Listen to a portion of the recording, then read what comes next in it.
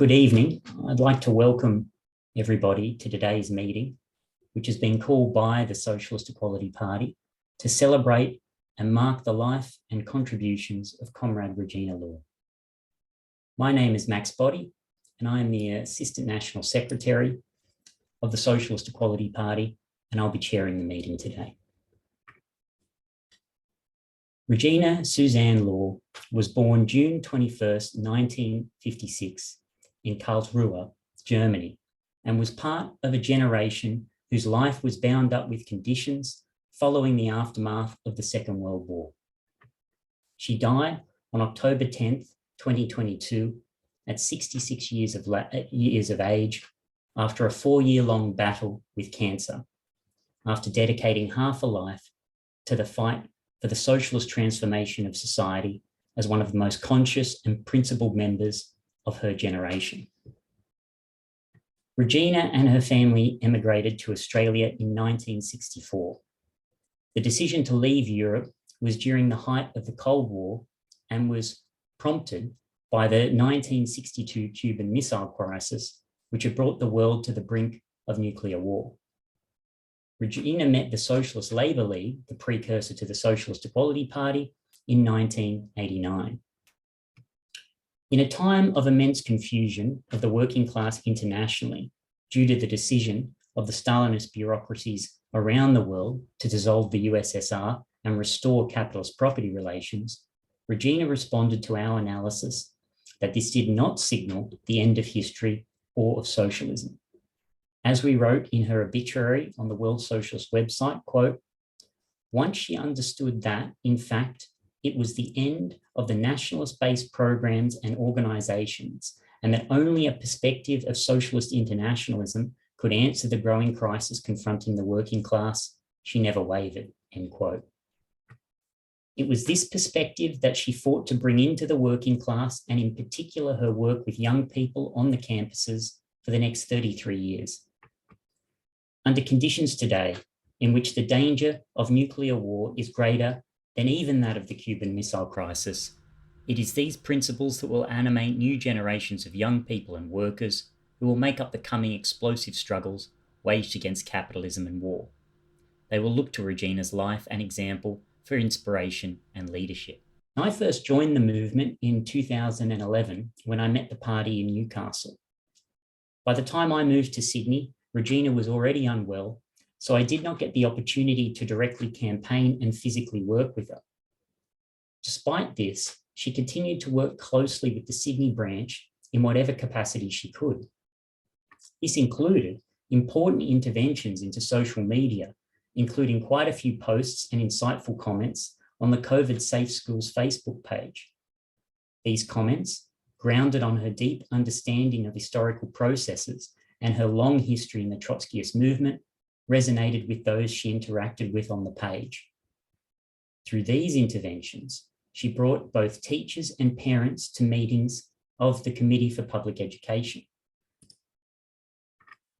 Our posts on this page about her death was met with very warm responses. It garnered numerous Facebook reactions and comments from those on the page, including private messages to comrades sharing their condolences. In this work, she brought the same tenacity and fight for political clarification that she did in all other aspects of her political work. This included helping to guide younger comrades in their social media work. One example is when another young comrade liked a comment from someone who appeared to agree with us on the Facebook page, but it turned out this individual was a far-right Liberal Democrat. Regina found this out by investigating the person's Facebook page and texted the comrade to let them know, warning them that one should not just like a comment from someone without finding out what their politics are first. She continued this work to the fullest of her ability for as long as she could. Her final post on social media was September 19th, just 3 weeks before she died. Comrade Regina's untimely death is a loss for the party and the working class, but her memory and legacy will continue to resonate with millions of young people now taking up the fight for world socialist revolution. Now, tonight's meeting is a tribute to Comrade Regina, And we have a range of speakers and contributions from people around the world to honour her life. Some of the contributions will be presented through Zoom. Others, for those who are unable to make it tonight, have written in contributions or pre-recorded them. Now, before we go to our first speaker, I would like to read out a message from Joanne Laurier. Joanne is a long-standing member of the Socialist Equality Party in the United States. She is well known for her analysis and articles on the arts, which is a pole of attraction for many readers on the World Socialist website. Many comrades here have known Regina for decades. I was only privileged to know her over the past several years during a very difficult time. In that brief, concentrated period, I came to feel a great respect and affection for her. Until the very end, her life was not dominated by her disease. She remained an ardent Marxist, a Trotskyist who, unfortunately, was afflicted with cancer. Regina's emails were energetic, informative missives about the political situation and the work of the party, from which she drew an abundance of internal strength. During our frequent video calls, generally political and also humour-filled, Ken, Regina's rock, would pop in after his morning run. They were an impressive, loving couple. With or without hair, Regina was always elegant. She was fierce, she was determined, she was optimistic about the party's future, to which she made an indelible contribution. Indeed, optimism of the conscious, thinking, vigilant variety is inevitably a character trait of a genuine revolutionist. Regina wanted to live, we all do, to see how it turns out. Rosa Luxemburg, in prison in 1917, along with Karl Liebknecht, wrote a letter to Liebknecht's young wife, Sophie, in which she observed, quote, "Dear child, life has always been just like this. Everything is part of life. Sorrow and parting and longing. One must always take it as a whole, including everything, and find all of it beautiful and good. At least this is what I do. Not through some elaborately worked out form of wisdom, but simply just so, because of my very nature. I feel instinctively that this is the only correct way to take life, and therefore I really do feel happy in every situation. I also would not want to exclude anything from my life, nor have it be any way other than it is and was. If I could only bring you this conception of life." End quote. We celebrate Regina's life in that spirit. We would like to now begin this evening with remarks from Cheryl Crisp, the National Secretary of the SEP. So I'll hand over to Comrade Cheryl. Thanks very much, Max. And I also want to welcome all the participants who have joined us this afternoon. 4 weeks ago, as Max said, on October the 10th, Comrade Regina died following an almost 4-year battle with breast cancer. As he said, she was 66. Up until the very last week, when one spoke to her, we could have been forgiven for thinking that her partner Ken's reports of her deterioration were somewhat exaggerated.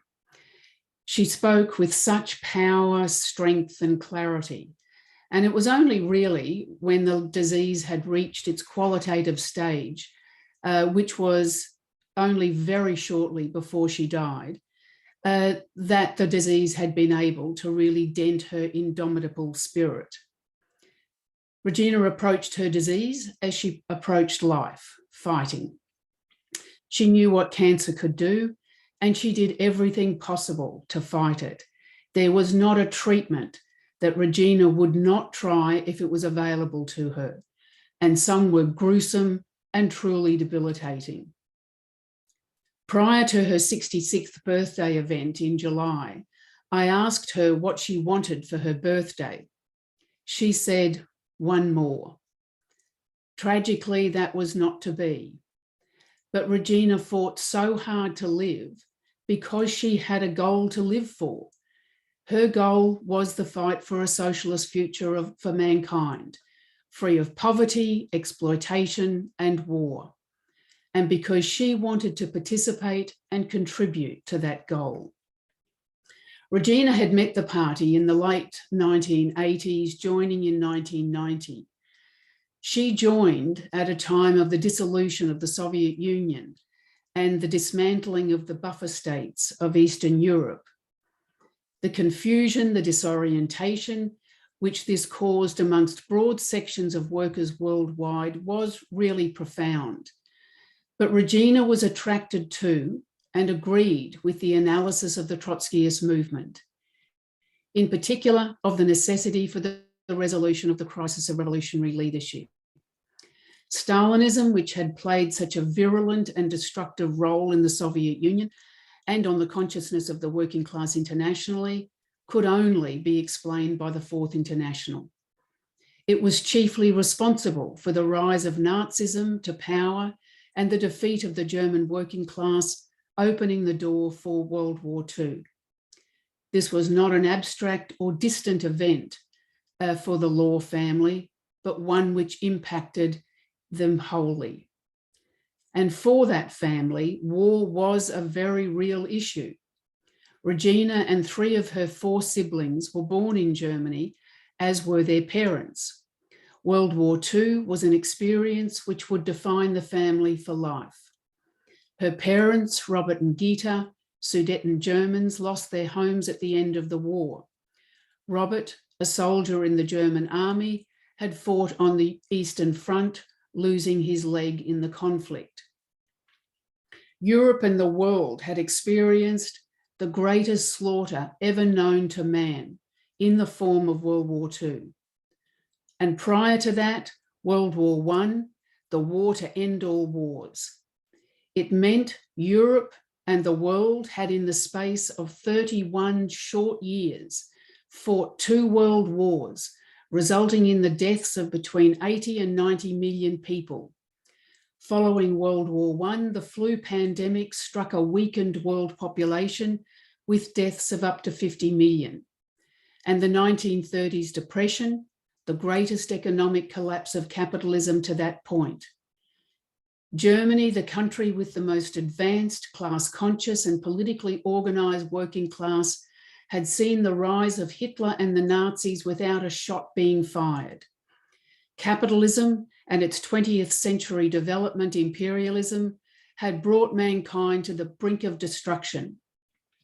While Germany had been held ultimately responsible as the aggressor, the source was really far deeper. As Comrade Dave North stated in a speech in 2009 on the 70th anniversary of the outbreak of World War II, but it was a speech which outlined the causes of World War I and World War II.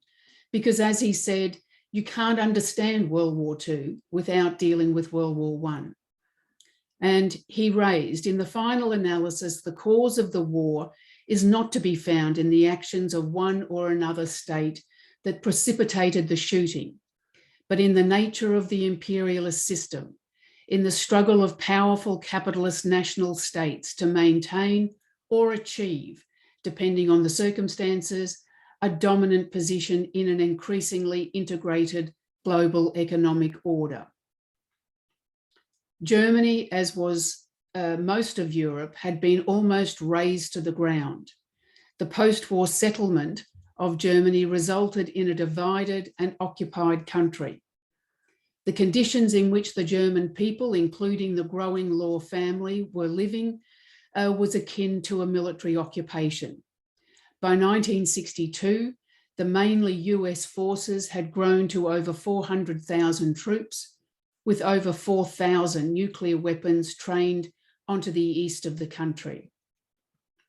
While, as Regina described at her 66th birthday event, the Cuban Missile Crisis was indeed the impetus for the family to leave Germany, that itself had followed the Berlin Crisis of 1961-62, which threatened hostilities between the Soviet Army and the US and NATO troops, including the possibility of nuclear war.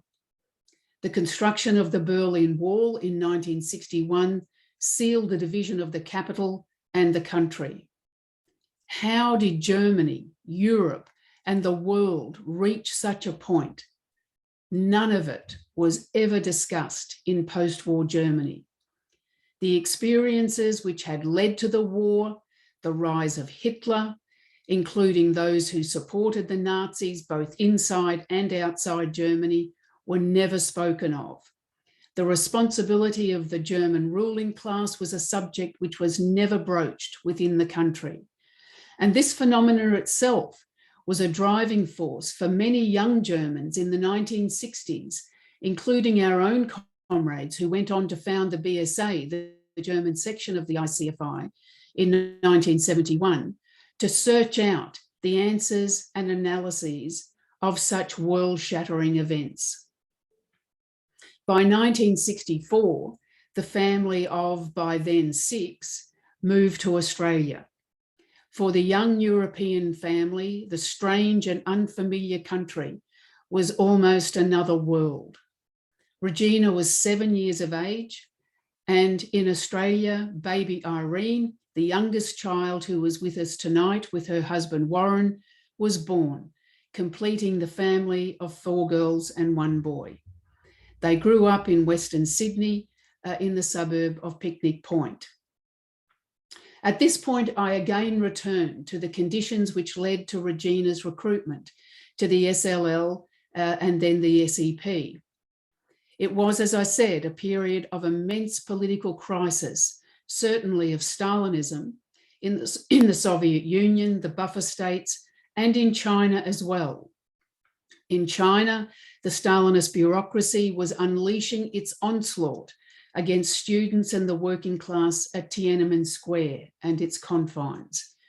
This was a signal to imperialism that China was open for business to capitalism, a process which has deepened over the past 30 years, but will not save it from the escalating war provocations by US imperialism, supported by Australian governments of both political persuasions, but no more so than that of the Labor government of Anthony Albanese. The campaign which accompanied the dissolution of the Soviet Union, which was "Socialism is dead, the end of history and the triumph of capitalism," had indeed an immensely disorienting impact on broad sections of workers. And it could be resisted and refuted only on the basis of a knowledge and an understanding that in fact what collapsed was not socialism, but Stalinism. Not socialism, but national-based programs. And that was a conception which Regina both understood and embraced. At last, she understood the political forces that had impacted her life so profoundly. And from that time on, she never wavered in her commitment and dedication to the fight to mobilise the working class in the overthrow of capitalism. She understood that without the building of the revolutionary leadership, which can identify and guide the revolutionary struggles of the working class, that those struggles will inevitably be defeated. The lessons of the struggles of Germany 1918 and 1923, the British General Strike of 1926, the Chinese Revolution of 1927, revealed that it was not that the conditions did not exist for the overthrow of capitalism, but what was lacking was a leadership, a Bolshevik-type party, which had been established prior to these events and was able to provide the political and organisational guidance under these conditions to ensure victory. And this was expressed in her work in the party. Her orientation was to young people, to workers, and to those supporters on whom the party relies so heavily. If there was a campaign to be held, then Regina would be on it. Whether it was on the university campuses, factories, shopping centres, or door knocks. If there were contacts to be rung, Regina would ring them. When the World Socialist website was launched in 1998. And not many comrades know this, but Regina wrote around 16 articles on the social crisis facing workers and young people. Regina was a party member who was always there, always available, and she was the backbone of the branch. In fact, members such as her are the backbone of the party. She took on treasurer's responsibilities that she doubted she was able to do, but she did them. She spoke at a mass meeting of public sector workers with trepidation, but she spoke. And that is what a revolutionary does. That's what a socialist does. We do what is necessary to build the movement, clarify workers and youth, prepare the cadre for the immense tasks which are before us. The phrase struggle will decide was one which Regina not just related to, but lived. With her relapse, which occurred at the end of 2019 and the beginning of 2020, which also coincided with the development of the COVID-19 pandemic, Ken, her partner of more than 2 decades, and her confronted a hospital system which was in crisis, a hospital system teetering on the verge of collapse. But every visit to the hospital, to a doctor, every interaction with nurses, with health staff, she fought to impress upon them the need for restrictions, the need for masks, for protection from the virus. She discussed who was responsible for this disaster, this unfolding disaster, which was erupting around them. Every life is worthy of reflection and tribute. The life of a revolutionary is especially so, because it is a life consciously lived on the basis of ideals and conceptions and goals which transcend the individual. As Trotsky said in the founding of the Fourth International, yes, our party takes each one of us wholly, but in return, it gives to every one of us the highest happiness, the consciousness that one participates in the building of a better future, that one carries on his shoulders a particle of the fate of mankind, and that one's life will not have been lived in vain. It is in that vein, in that spirit, that Comrade Regina lived and died, and we salute her. Thank you very much, Comrade Cheryl, for that moving and very fitting tribute to Comrade Regina. Before we move on to the next remarks, we have managed to get the chat enabled, and we have people tuning in really from all around the world and all around Australia. We have people tuned in from New Zealand, as well as from Brisbane, Sydney, Melbourne, the Blue Mountains, Kurri, Hamilton, Lake Macquarie, Albany, Bellingen, but also we have people tuned in from Germany and also the United States. We very much welcome our international audience. I would now like to read out remarks from Andy Niklaus, a long-standing member of the German section of our movement. It is with sadness and a deep sense of loss that I learnt that our comrade and friend, Regina Lohr, had passed away. Just a few weeks earlier, I had the last opportunity to speak with her on Zoom, shortly after she had celebrated her 66th birthday online with her comrades in the SEP in Australia. She was so full of optimism that she would keep her illness at bay. I met Regina before I met the Socialist Labour League, the Australian section of the International Committee of the Fourth International. This was in the Australian spring of 1987. Regina was friends with Steve Carter, my roommate in Camperdown. He had subscribed to the SLL's newspaper at the time, Workers' News, and was in the process of becoming a member. Together, we discussed the international perspectives that had just been published, that is the world crisis of capitalism and the tasks of the Fourth International, the first international perspective document since the split with the Workers' Revolutionary Party renegades 2 years earlier. In this context, we attended together the weekly public classes on the book on the history of the Fourth International, The Heritage We Defend. Regina became an SLL sympathiser in 1989, and we discussed many a campaign in the Marrickville local. In the evenings after work, we campaigned for the sale of the paper and afterwards visited with contacts and discussed our perspectives and collected for the party's monthly fund. There we also discussed the historical struggle of the left opposition against nationalist Stalinism. Regina was enthusiastic about the left opposition's analysis. She always enlivened and enriched our discussions with ever new questions and comments of her own.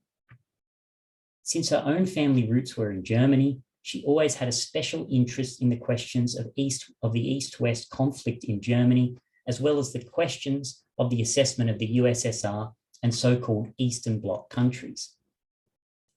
The analysis of the ICFI helped us to understand the development of Stalinism and its impact on the revolutionary movements of the working class worldwide.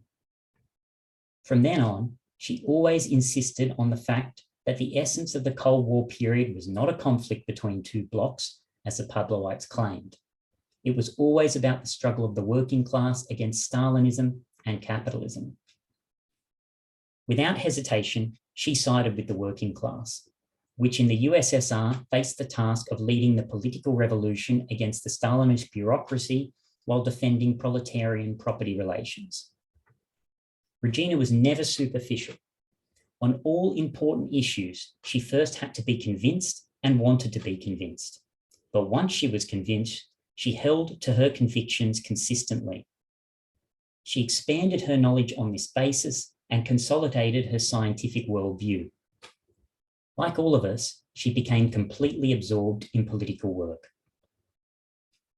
In the spring of 1989, when the Stalinists in China rolled out the tanks against the Chinese working class, we worked for many weeks with a large book table in Chinatown, Sydney, to publicise Trotskyism and mobilise in defence of the Chinese working class. We pasted posters all over the city for a central Sydney event at which David North was also to speak. Regina had an old VW Combi, and I suggested we buy flour as a substitute for paste to save money. You can imagine how the car looked afterwards. The interior of the car, dusted with flour and completely stuck together with the excellent sticky flour water mixture, had to be scrubbed intensively. In 1990, I had gone back to Germany to support the political struggle of our German section here, while Regina became a member of the SLL. In the mid-1990s, she visited Berlin with Comrade Steve Carter, and we intensively discussed the issues of the Wende and reunification. Central to our discussion, of course, was the question of why the GDR working class did not fight capitalist restoration and carry out political revolution. We discussed the perspective of Trotskyism and shared the conclusion that Stalinism not only physically oppressed the working class, but also massively undermined its political class consciousness. In the East, as well as in the West, there was no longer a socialist tradition in the working class. With the help of the pseudo-leftists, they were able to exploit the confusion and steer the workers' existing willingness to fight into harmless channels. We knew after the reintroduction of capitalism, the perspective of socialist revolution had not failed, but as Trotsky said, the struggle decides. It was of paramount importance to build a revolutionary leadership in the working class that would fight any form of nationalism and opportunism. I told them that until shortly before their visit to Berlin, I had been in contact with a member of the left opposition in the KPD, Johann Wolf, a friend of the Trotskyist Oskar Hippe, who died in 1919. Now, for those who may not know, Oskar Hippe was a veteran Trotskyist who was born in 1900 and died in 1990. I mean, at 12 years old, in a demonstration against the impending imperialist war, he joined the Spartacist League, out of which the Communist Party of Germany emerged. He early on joined the international left opposition led by Trotsky, who fought against the bureaucratic degeneration of the Soviet Union and soon assumed a leading position in the movement. He was arrested and imprisoned by both the Nazis and the Soviet secret police, and upon his release, he joined the International Committee of the Fourth International against the Pavlovite degeneration. I make this point, people who are attending can read the obituary online, which will be posted in the chat. Back to the comments from Andy. Johann Wolf, who had lived through both world wars and Stalinism, as well as the imprisonment of Oskar Hipper by the Stalinists of the GDR for 8 years, always repeated that only the October Revolution and the lessons learned from it would show the way out of the coming capitalist catastrophe. At the same time, the lessons of the October Revolution and the Stalinist degeneration would help the German working class understand the trauma of fascism. Regina was appalled by the racist pogroms in Germany, triggered by the nationalist policies of all the bourgeois parties and the pseudo-left and the trade unions. The right-wing development, she said, is an international phenomenon. However, she, as well as we, were not discouraged by it, but strengthened our political struggle for internationalism. We discussed these and similar questions as we visited the historic sites of East Berlin, the Brandenburg Gate, Alexanderplatz, the remains of the Berlin Wall, the memorials of Karl Liebknecht and Rosa Luxemburg, to list just a few of the important ones. 2 years later, Regina put me in touch with Yabu Bilyana, who, struck down by a stroke and confined to bed, could no longer take part in active political struggle. I only learned that Regina herself later became seriously ill when we zoomed in on each other shortly after her 66th birthday. She never lost her courage to face life and her sense of humor.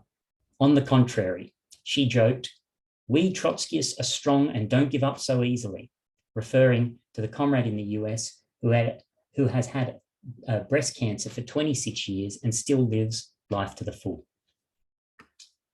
It is bitter for her partner Ken and her family, as well as for each of us, that she ultimately lost her fight. Please extend our deepest condolences to Ken and all comrades. Regina will always be vividly remembered by me and all comrades who knew her, and will strengthen our will to fight for a socialist future. Those were the words of Andy Niklaus from the German section. We will now take a pre-recorded video from Michael Coggins, who joined the movement in 2018. He was unable to be here in person. He is a member of the political committee and the industrial editor in Australia. I think my most indelible memory of Comrade Regina is from soon after I came around the party. It may well have been the first time I met her. We were talking about the October Revolution, very close to a century after it had been carried out, and after some discussion, Regina asked if I had any questions. No doubt I had many, but the one that sprang to mind was one of the greatest hits. How do we avoid another Stalin? Regina asked how I thought Stalin had come to power, and naively I suggested, oh, he must have been a charismatic figure. Regina simply asked, do you think he was charismatic? In the space of those 6 words, the comrade forced me to actually interrogate my own glib answer, as well as the conceptions promoted in bourgeois history classes that had led me to it. Now, I don't recall every detail of the discussion that followed, but I remember that I immediately purchased a copy of Why Study the Russian Revolution, because the essential point had been made clear. The short answer to my question was that we must carefully study and work through the experiences of the Revolutionary Party and the working class in order to properly understand developments of such critical historical significance as the bureaucratic degeneration of the Soviet Union. This means breaking through the falsifications of Stalinists and anti-communists alike It presents Stalin as a great man of history, and Stalinism as the inevitable continuation of Bolshevism, rather than its negation. In those early days of my involvement with the party, Regina played a key role in my education, working through the historical foundations of the SEP and other documents. At no point did the comrade display a hint of frustration with my limited understanding or betray any sign that every one of my questions and misconceptions must have been something that she'd answered 100 times before. At the same time, I wasn't going to get away with a wrong position without it being clarified. Later on, I was fortunate to work with Regina on a few campaigns, most often on university campuses, where again, her great capacity to carry out this vital revolutionary task of patient explanation was on display. Comrade Cheryl noted in another meeting that over the final period of Regina's life, it was always difficult to reconcile the reports you'd hear of the comrade's ailing health with the impression that one got from actually speaking to her. And that was certainly my experience as well. Despite knowing what the prognosis was, it was impossible to come away from a phone call with Regina thinking that, there was any chance that she wasn't going to beat the cancer. People always talk about a battle with cancer, but few go into that battle with the resilience of a revolutionary. Now, it doesn't take away anything from Regina's strength and determination, or Ken's, as individuals, to say that these characteristics were rooted in their unwavering confidence in the working class, the Trotskyist movement, and the perspective of socialist revolution. However difficult the circumstances became, Regina was always fighting to play the greatest role she was capable of in the revolutionary movement. When I was writing frequently on the COVID-19 pandemic, Regina would often call to draw my attention to material she'd found that we should include, or to discuss questions and positions that had come up in conversations with workers and how best we could respond. On one occasion, a contact had raised differences with our attitude to vaccination and sent Regina a copy of a 107-page report claiming that the vaccines were more harmful than the disease.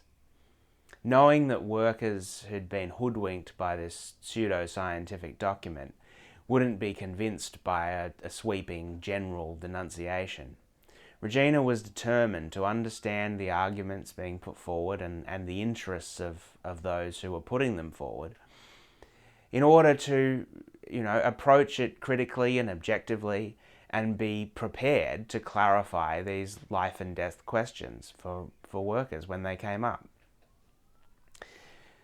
The loss of Comrade Regina is a tragic one for the party and for the working class. We will honour her memory through the fight to realise the socialist revolution she worked for more than 3 decades to build. Our final speaker today will be Warwick Dove, a long-standing member of the SEP and member of the SEP's political committee. Warwick knew and worked with Comrade Regina since she joined the movement. I'll hand over to Comrade Warwick. Yes, comrades, we're here today to go through and discuss a very important comrade's record within the party. We honour her with our discussion as she honoured the fight for the working class with her political work. Her continuous struggle against many, many odds, political problems that are discussed within a party such as ours, brought her forward and developed her abilities to discuss many questions with workers and their doubts about the future that would develop, their concepts and misunderstandings. All Regina was able to discuss through the learnings and the education that the party had undertaken over a whole period of her political life in the movement. From about 1990, I was working with Regina in what was then the East Branch within the Sydney suburbs. And many a campaign was had where we campaigned with the paper at the time. The party was the Socialist Labour League in that period, and we campaigned with the Workers' News. Many workers would regularly receive the paper as subscription, and we would go and discuss with these workers fairly regularly what they thought of the articles in the paper and their experiences in their workplace.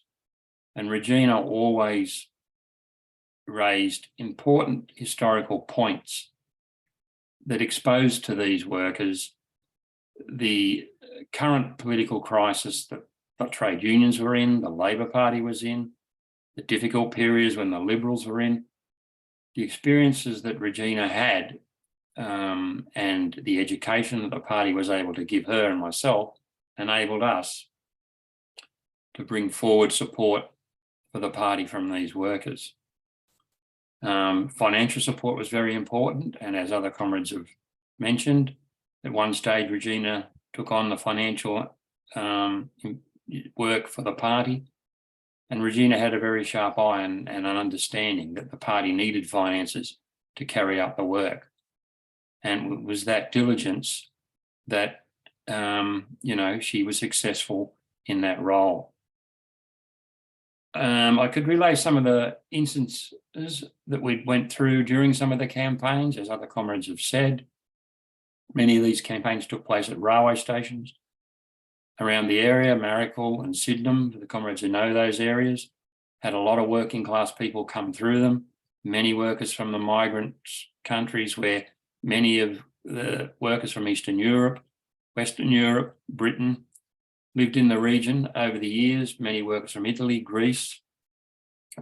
Regina was able to discuss with them the historical problems that they had confronted in their own countries, why they left, why they came to Australia for a better future, they believed. And I'm sure with her own family's background and an understanding, she quite easily developed a rapport with these workers, many of whom didn't have very good English skills. But Regina was able to discuss important matters and attract their ear and their attention. I remember numbers of working class places we'd enter at the welcoming of the owners of the house or the flat, where we'd have cups of strong tea, which was developed, for us as guests, where political discussion was the main reason we're there. But we were always given a warm welcome by families of the working people of the East Lakes and similar areas. I think on those door knocks and door campaigns and street sales, we would contact and often come into discussion with workers who'd obviously been around the trade unions as delegates. And Regina was quite able to, raise with them and sharply challenge their beliefs that the unions were the way forward for the working class. She always put forward that the need was for a political party, a perspective, for a socialist future, built by a leadership such as the party was fighting to build, that was the way forward. And many workers agreed, and became supporters and paper readers at that time, in that era. I remember in particular, one period Regina lived in the area around Erskineville for a short period, and we did a campaign in that area. This would have been quite early in her joining of the party. I mean, I myself had only been in the party for probably 4 or 5 years at the time. And we came across an old Stalinist bureaucrat who was just absolutely critical of our support for the idea of Trotskyism.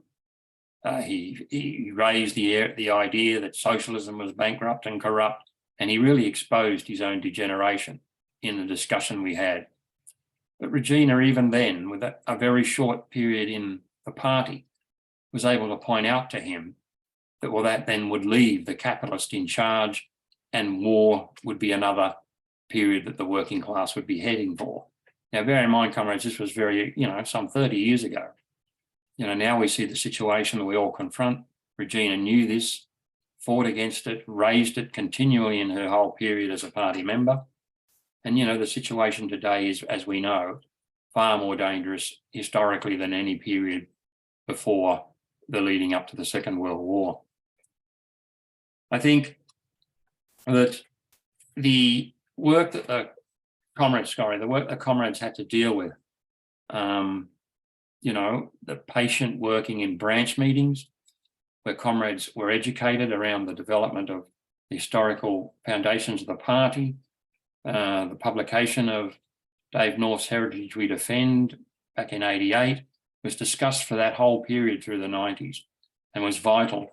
And Regina responded very sharply and very well with the understanding that document was able to give us. That book, I should say. On a personal matter and a personal note, with the interest that Regina had, I'd done some travel and been around different areas of Australia and particularly rural New South Wales and Queensland, where we had discussions. I had discussions with her in some of the travelling we would do between supporters, where it was quite clear that she had an eye for the natural environment, the beauty of trees and plants. And she did sort of raise with me that if I had those experiences, I should draw out the best from them, and the best out of them and observe, the wonders that nature had. I had a discussion with her of the terrible situation that Aboriginal people had confronted that I've seen in areas in the 1970s when I was much younger. And, she could understand that situation would never be changed without the fight and the raising and the building of a socialist society. I remember a campaign we were on with a comrade who passed away many years ago, Keith James, myself, Comrade Yabu Bugana, whose other comrades have mentioned, where we campaigned in the Newtown area. And we were able to, go through with numbers of people we'd met, some of them who are supporters of the Green tendencies and these other pseudo-left organisations. And Regina was quite clear and sharp that those organisations were, not suitable for building a movement for the working class. And of course, we all know, and Regina in particular, their subsequent generation and outright support now for war, borne out in their current positions, and our understanding of that, although that period was only very new to dealing with these movements and these tendencies, the party gave Regina and myself the strength to deal with this. I think other things that haven't been mentioned that are important for us to understand, the election campaigns. Regina, in many election campaigns where the party stood, carried out many, many activities to support the candidates, the distribution of party literature, party leaflets, statements and manifestos, the pasting up and posting up of countless posters throughout working class areas of Bankstown, Marrickville, Liverpool area, Regina participated in. Regina was very, as I said before, very keen and quite clear on the understanding of the need for finances. She participated in numerous financial raising campaigns. And her ability to organise the literature and the sale of literature and books, which is vitally important during the many public meetings we all attended in the party. Regina was very powerful and strong in that work. I think as we first realised her illness, I think comrades were a bit shocked. I myself was shocked because you always believe that such a thing would not befall someone at relatively young age that Regina was when she ended up being diagnosed with breast cancer. And it's a measure of how indiscriminate such diseases can be. We always have the thought, I suppose, that, and I certainly did, that if you are clean living, in other words, didn't smoke to excess, didn't drink to excess, didn't do anything such as that, and ate well, that things like that may not befall you. But unfortunately, that's not necessarily the case. And Regina, did always avoid such things that are known to be causing those illnesses. I'd sometimes eat junk food on campaigns. Regina would always go for fresh fruit and pieces of vegetable to eat on the campaigns. And, it's a sign that, she always did have an idea of, proper lifestyle and living, and, politics and diet is go together, I suppose you could say. And the tragedy that struck her, you know, she had Ken by her side. Ken initially was assisting when she had an injured foot over a loose council drain from memory. And the two of them got together and became inseparable. And when Ken was ill, Regina stood and helped him at every possible turn. Ken's had numerous health problems, and Regina was an excellent partner in this. And of course, Ken himself, throughout her years of struggle on against the breast cancer, I think was a comrade, could not be any stronger in that work and that, you know, commitment. So I think, you know, as other comrades have said, you know, the struggle against COVID, the treachery of the health department, the systems that befell many, many workers over that period, Regina warned, worked, you know, to raise these questions, I think, most strongly. And as a tribute to her, even in her own struggle, she was able to think of the broader questions that the working class people were now confronting.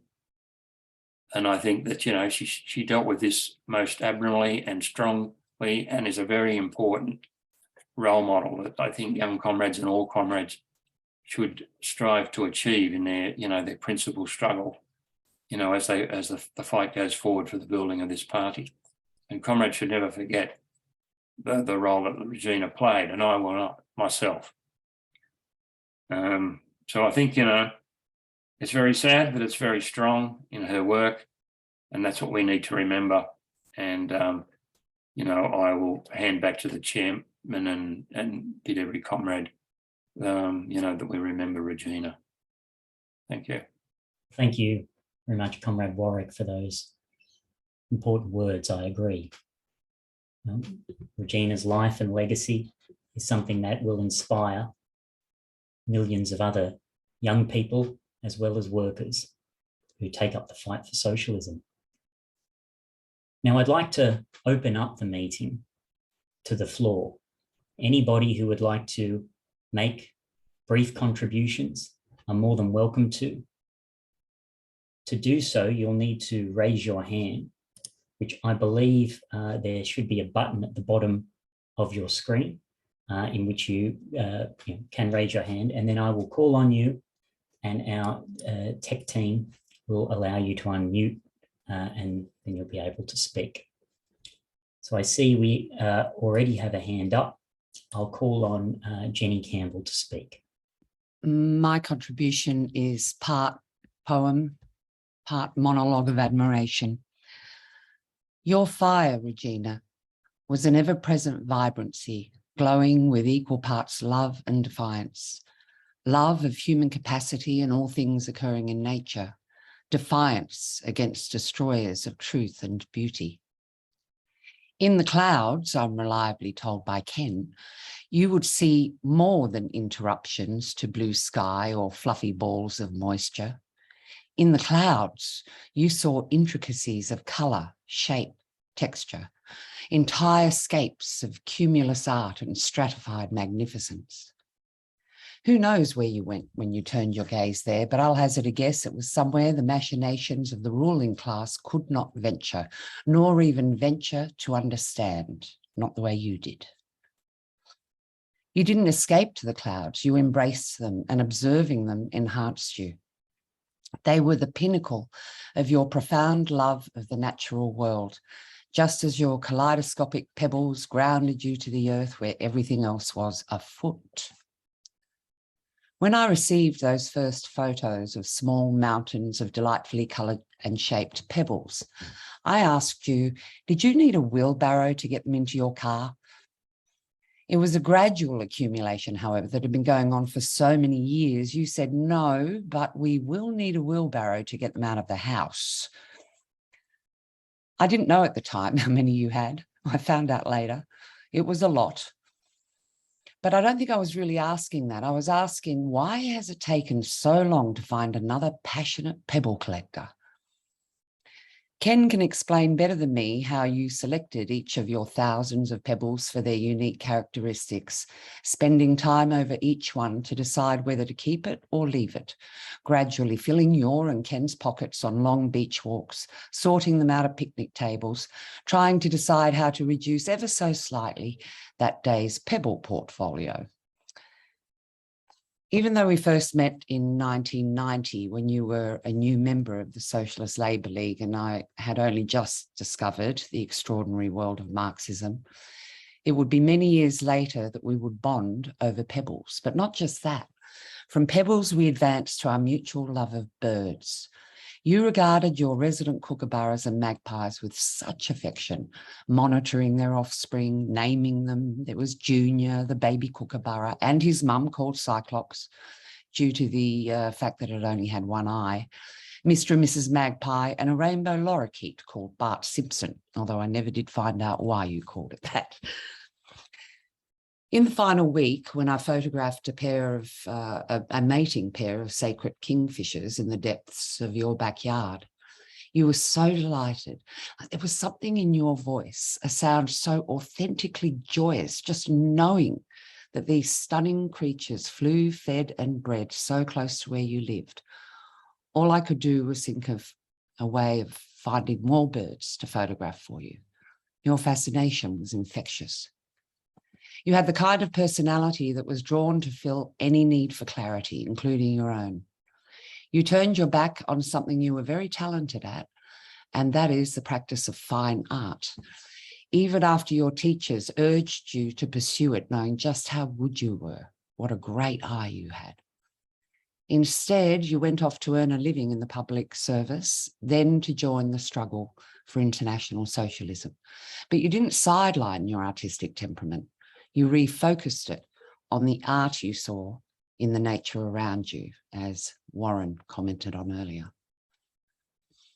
After reading about the relatively recent increase in the use of death doulas, or those who comfort the dying, I'm able to recall the words of one practitioner who said, "Some people die living and some die dying. You, Regina, you died living. Right up to the last 11 hours, you were determined to continue experiencing consciousness. You fought to keep your eyes open, to keep responding to and interacting with the family and friends and nurses around you. You even tried to hold the pet rock I found for you on a walk, but it was much heavier than a pebble. Too heavy. I probably should have got you a pebble. You actively commented on the photos I showed you of birds I had taken the day before around your beloved bushy backyard, and that was our last goodbye. Together, marvelling at some of the things we shared in common, a pet rock that looked like a petrified emu egg and just as heavy, and a brand new bird in your area, the dollar bird, migratory and rare to see, sitting right outside on your power lines 24 hours earlier, begging me to photograph it just for you. And you loved it. I miss you. Thank you, Jenny, for those important words. Is there anyone else who would like to make a contribution? Please raise your hand and I can call on you. Perla has a hand up to speak. Hi, I just want to also pay tribute to Comrade Regina. I think what comrades have said has been really moving. You know, she was a strong, backbone comrade of all branches when she joined them. I was really lucky to work with her during campaigns in Newcastle, during election campaigns. From what I recall, she was also, whenever we had an important campaign, she would travel up and work for a couple of solid weeks with comrades. And she was really, what would you say, her orientation was always towards developing, the workers around us. I remember in Newcastle, for instance, she was in charge of, managing the campaigns, and she was always, discussions that we would have would be around, well, how are we going to orientate to these layers of workers? How are we going to reach them? It was never just an organizational thing. And I think, she wasn't in that sense like the most boisterous comrade, but she was, really solid and strong in her conviction, in her attempt to always clarify what are these workers saying at this particular time. Their allegiance at the time would have been towards illusions in the Labor Party or illusions in the unions. And we always intervened at the time. It wasn't a very big branch or anything, but it was the beginnings of a branch, and she was really key to that. I remember that particular campaign. And like Comrade Warwick was saying, the discussions that she had were always, she would come away from, drawing out the most important, people that we met, what views they, expressed at that particular time. And she always brought in a very strong sense of her experiences with Stalinism and how, it was very difficult, the conditions that she joined. I think, like comrades were saying, at the end of the 1980s, when there was the whole campaign that really, socialism's dead, that there was, this was socialism, and she, was really so, what's the word, really she understood very clearly that, once she was convinced by it, that was what she could understand and explain this, because she had lived it, that whole pressure on the movement. She was, and I'll just finish up with a couple of anecdotes with her. I also agree, she was also always very conscious of her own taking care of herself. She was one of the most incredible, there were many comrades like that, but she was really particular about making sure she looked after herself, because she wanted to fight in her life. She didn't want to be sick, and she would always, sort of subtly say, oh, what are you eating, or what exercise do you do, that kind of thing. She was always like, we have to look after ourselves so that we continue in the movement. That was sort of her thing, and she always had that. I always remember being struck by that, and thought, wow, that's really forward thinking, to think she's gonna, she was gonna fight to live a long life. Unfortunately, she was struck by cancer, and it's a real tragedy. But I agree, she was really one of those comrades that just understood it, and would study everything that she could to make sure that every avenue that was possible, she would fight to overcome it. And just finally, with my own daughter, who had brain tumor, and I remember ringing her and saying, my daughter's Angelina, she's recovering, and it doesn't seem like it's growing back. And I remember she immediately would say, look, there are these studies that are revealing these things about these, young people's conditions, and she, tried different things, and she was just really positive about it, that she's going to recover and she's going to be well. And she was just like incredible in that sense, really, really optimistic, not false optimistic, but really just, no, we're going to find the answers for this. It's not just going to be, we're going to be befallen by this. So I wanted to, just pay tribute to her. I was so lucky to work with her on many campaigns. Newcastle, I think, Daniel Yock campaign as well,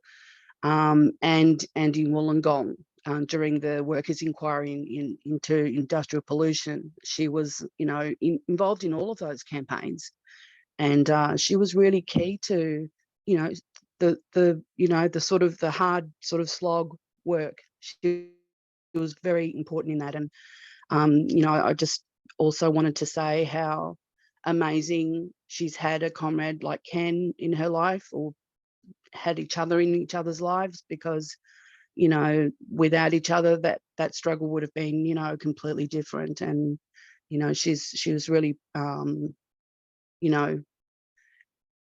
privileged to have someone like him as well in her life. And I was privileged to know her. So just wanted to finish with that. Thanks, Perla. The next speaker is Comrade Steve. Oh, hi, it's actually Kate on Steve's connection, but yes, I just want to say and just pay tribute to Comrade Regina, and to say just how privileged I feel to have known Regina, both as a comrade and as a friend, and just, you know, I reiterate all the other comments by everybody, comrades that have spoken, and I just the way, to sort of sum up, I think the way that Comrade Regina carried herself through this whole battle that she's had for almost 4 years, as Comrade Cheryl said, is very similar to how she carried herself on campaign. And I think other comrades have mentioned, it's just this quiet determination and strength. And as you know, and I know I'm speaking with her, how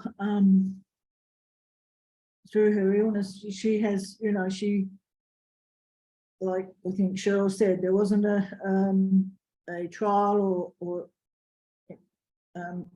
like that that she wouldn't be part of if it was possible, and that's right. She just, you know, and I was just totally amazed by some, you know, what she said, would tell me that she had researched online, and you know, just and you know, I have had the privilege of having been, you know, her and Ken's hospitality on a couple of occasions in Coffs Harbour, and those memories will always stay with me forever, and as other memories as well. And I just want to pay tribute to Comrade Ken as well for his undying and rock-like strength in his support for Regina, in her, well, just in her life and in her battle. And anyway, that's all. I just want to say that. Thank you, Comrade Kate. Well, look, with that, I'll draw the discussion to a close.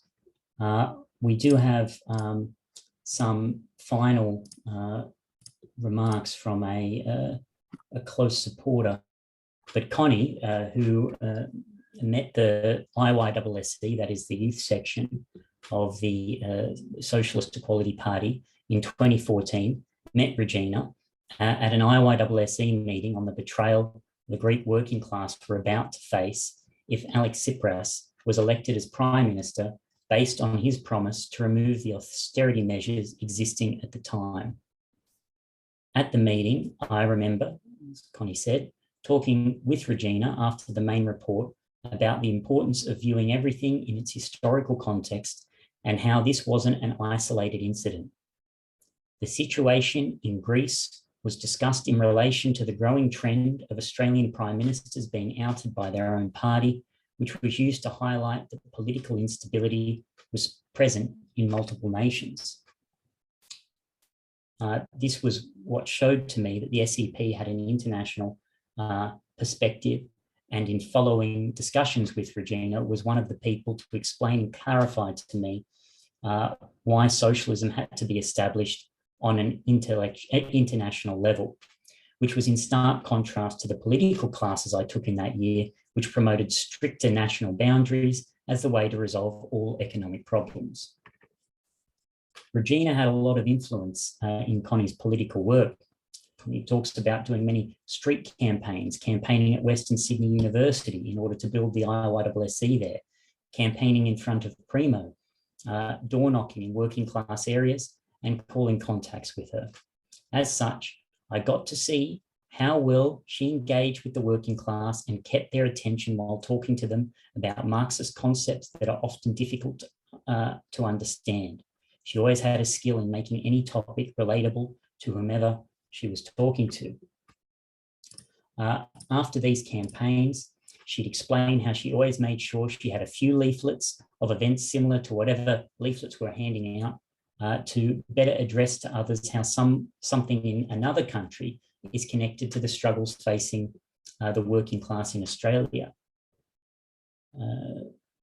These was essentially important for the development of the discussion with Regina and contacts. And then she makes this, I think, important point. There was always a determination and hope for the future of the working class whenever Regina talked about the programs of the party. Often where I couldn't see what progress we were making with the IYSSE, it would be Regina who'd remind me that we'd had successfully kept the club affiliated despite multiple attempts from the university administration to deregister our club, kept regular campaigns going despite them implementing a requirement in 2015 that a student must be present at all campaigns, pushing through with major meetings that they attempted to cancel on us because we opposed war or falsely accused us for creating messes in classrooms whenever a single chair had been moved around as justification to disband the club. And a section of club still exists at the WSU. In fact, it just recently held its successful AGM for this year. And Regina was an integral part in fighting for the IYSSE, regardless of whatever the university did to us. While it would have been easier at times not to fight, her concrete explanations that the university administration trying to silence us as they did was due to feeling threatened by our analysis, always put into perspective how important our work on campus actually was. And I think with those remarks, I'd like to make some points in summarising the discussion, which I think has been both important, critical, and very appropriate to the life and legacy of Comrade Regina. I think in going through some of the themes that developed, one thing that stands out in all of the contributions was Regina's scientifically grounded optimism that the same capitalist crisis that gives rise to war is also producing the growth of the international working class. And in this period, as it was throughout Regina's life, it is to these movements that young workers and students must now turn. Another, I think, essential theme that has been developed is the question of Regina's understanding that the struggle will decide. There are no guarantees except the guarantee of the objective developments of capitalism without the intervention of the party. What will and won't occur will be decided in struggle. And that has to be brought in to the developing movements of workers and young people in this period, in which the profound question of really life and death, that is the potential ending of mankind through nuclear Armageddon, or that of its elevation through world socialist revolution, that this struggle, and in that sense, all young people and workers must make the decision to take up this struggle to end the capitalist system. I think another aspect that very much flows through is the question of internationalism and the international collaboration of which Comrade Regina pursued and developed in all of her work and contributions. And I think as Comrade Cheryl began to surmise in her remarks, Regina was a party member who was always there, always available, and the backbone of the branch. And as she said, in fact, members such as her are the backbone of the party. And this is very true. And this flowed into her, her treatment, her camaraderie, comradeliness with every comrade, every contact and supporter that she came across. And I think in particular, it is of note to mention, and other comrades have made mention of this, of the hospitality of Comrade Regina and Comrade Ken. Their homes were always open to family and comrades for a meal and a bed. So in summation, I think, as all comrades have said, and I think in particular to make mention as a younger comrade, for all younger comrades to take from this, is that we can all take a page from Regina's book. We must fight for world socialist revolution against all forms of opportunism and fight through struggle, which will decide the fate of humanity. And I think in that, as I join in Comrade Cheryl and the other contributions in really saluting Comrade Regina and her life and her legacy. Now, just in finally, I just want to make a few announcements and points. And it would be, as comrades have gone through in their contributions, absolutely remiss of me if I didn't make a call for the Socialist Equality Party's monthly fund. As many contributions made clear today, Regina fought absolutely tenaciously for the building of the party, and above all, the increasing of its resources, including the monthly fund. You can see in the chat how one can donate. If you are an Australian citizen, you can donate at the sep.org.au/website/donate. If you are an international guest, participant, you can donate to the wsws.org, as you can see on the screen. And as we've said, we have hit our monthly fund target every month for nearly 50 years, but our work always needs to be expanded, and for that we need resources. And it is our party alone that is calling for a socialist program, not only to eliminate COVID-19, but also war. So I encourage those to make the donations today. Again, you should see them now in the chat, and please give as generously as possible. I'd like to make two final announcements. One is on November 20th, we will be holding a combined meeting of the Health Workers Rank and File Committee and the Committee for Public Education. As you can see, the meeting is uniting educators and health workers, oppose the ending of COVID protection measures, lies before profit. We'll be holding it on November 20th at 3 p.m. That's Australian Eastern Daylight Saving Time via Zoom.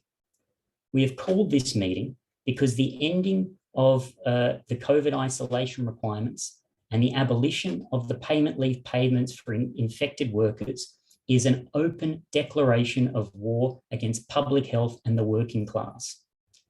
The Albanese Labor government did what the coalition could not, and it really marks the final stage in a protracted assault on any coordinated public health response to the pandemic.